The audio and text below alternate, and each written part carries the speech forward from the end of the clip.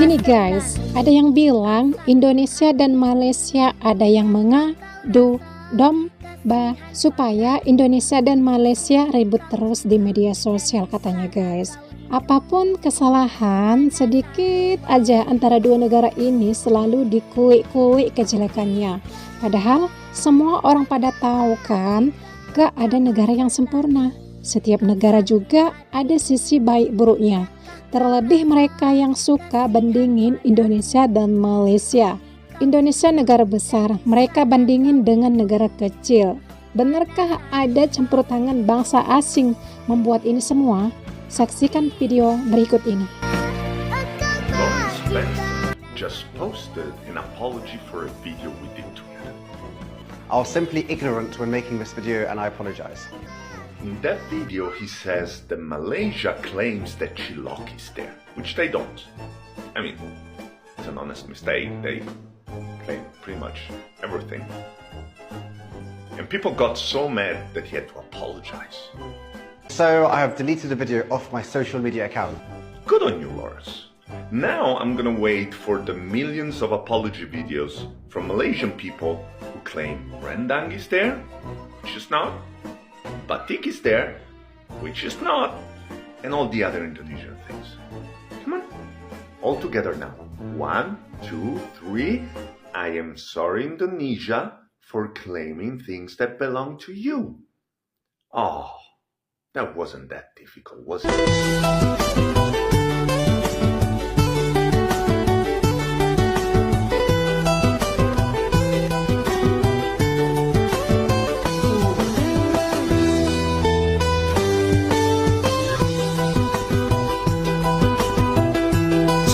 Berasal dari Indonesia. Orang Malaysia mengklaim pula. Inilah orang-orangnya yang nak memecah belahkan antara orang Malaysia dan orang Indonesia.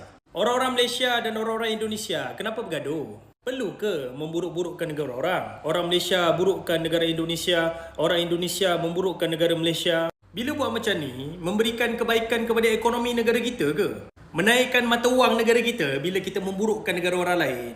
Tak ada apa-apa manfaat pun apabila kita memburuk-burukkan negara orang. Perbuatan memburuk-burukkan negara orang ni hanya perbuatan budak-budak. Dalam bahasa Indonesianya, keanak-anakan. Contoh macam video ni. Budak-budak punya video. Contoh macam ni. Ini budak-budak ni. Keanak-anakan. Tak matang. Tak matang. Contoh macam ni. Keanak-anakan. Enggak matang. Yang ambil kesempatan atas perbalahan di antara orang Malaysia dan orang Indonesia siapa? Ini, orang putih. Otak kita ni semua masih dijajah. Itu sebab kita bergaduh pasal benda-benda yang BODO. Tak kisahlah orang Malaysia ke, orang Indonesia ke, orang Thailand ke, orang Singapura ke, orang Brunei ke. Kita punya budaya dan adat lebih kurang sama. Bahasa kita lebih kurang sama. Makanan kita lebih kurang sama. Sebab dulu kita satu negara. Kita ni Nusantara. Jadi tak perlu bergaduh. Tak perlu bergaduh benda-benda yang BODO. Malaysia, Indonesia, Singapura, Brunei, Thailand, Filipin, kita semua bersaudara. Muka kita pun lebih kurang sama. Yang pecah belahkan kita siapa? Yang pecah belahkan kita siapa? Bangsa-bangsa ni yang pecah belahkan kita. Jadi jangan pecah belah. Kita semua sama. Jadi gimana guys, menurut kalian apa benar bangsa asing ikut campur dalam hal ini semua? Sebenarnya orang Indonesia kalau nggak diganggu, nggak diusik, nggak diremehkan, nggak bakalan menyerang orang tersebut. Benar kan? Kita ambil satu contoh yang baru-baru viral di media sosial ya. Misalnya kita ambil kasus ataupun permasalahan Intan Nurliana yang ingin menjatuhkan Jakarta Indonesia dengan memberikan rating 0/10. Sebagian orang Malaysia mengatakan ya kalau itu sebuah kritikan. Tapi sayangnya orang Malaysia gak bisa membedakan kritikan dengan menghina. Seburuk-buruknya negara, sejelek apapun itu, sampai hati kalian memberikan 0/10 buat orang yang telah berjuang membangun kota Jakarta agar lebih baik lagi.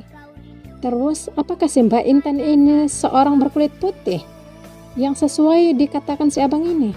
Nah, enggak kan? Biar kalian tahu ya, banyak bangsa asing datang ke Indonesia, khususnya bule-bule. Bahkan mereka betah tinggal di Indonesia. Mereka juga pernah berikan kritik dan saran perihal sampah yang berserakan di pantai. Namun, mereka nggak pernah tuh berikan rating 0/10 kayak si Mbak Intan. Nggak pernah tuh si bule ngasih rating-rating kayak gitu. Dan si bule pun memberikan fakta, ada fotonya, ada videonya. Makanya netizen Indonesia pun bisa terima kritik dan saran yang diberikan si bule itu. Coba aja kalau ada bule yang sifatnya kayak Mbak Intan ngasih rate 0/10 tanpa ada bukti, pastilah nasibnya sama kayak Mbak Intan, ya kan? Jangankan si Mbak Intan, si bule, si Israel aja ya dikasih pelajaran sama netizen Indonesia. Kalau kurang percaya, silahkan cek di Google ataupun di YouTube banyak tuh pembahasan mengenai sikap ataupun perilaku netizen Indonesia kepada si Israel.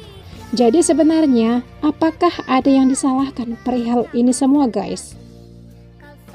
Teman-teman, jika memiliki pendapat ataupun komentar, berikan pendapatnya di kolom komentar. Thanks for watching.